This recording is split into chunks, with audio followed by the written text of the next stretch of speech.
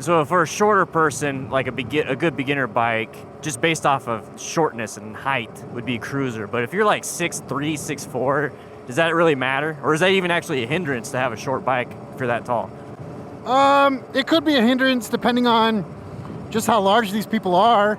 And, if you put a guy who's 6'6" on a Rebel 250, like, Yeah. man, you're going to run into some problems. So it'll, of course, he'll be able to reach the ground, but he'll also be able to just pick it up. Like if he stood up, he could hold it.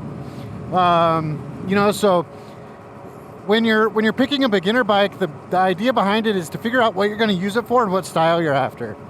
So, okay, so like let's say I just want to ride to work. Like I have no real interest in going out of town. Like what kind of specs or what kind of things should I be looking for just for like in-town stuff? So in town you can be on a cruiser, you could be on a standard, you could be on a sport.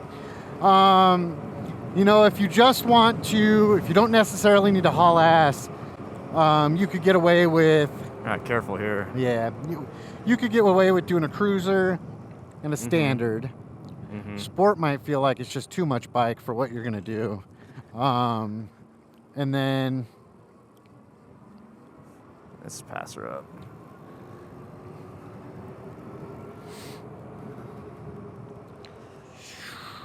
Whee! So a standard or a cruiser would be great. And if that's all you're going to do and you're comfortable on it, then it boils down to how large of a motor you're after, what the goal is. Is the goal, as a beginner bike, are you going to ride it for a year and then get something bigger?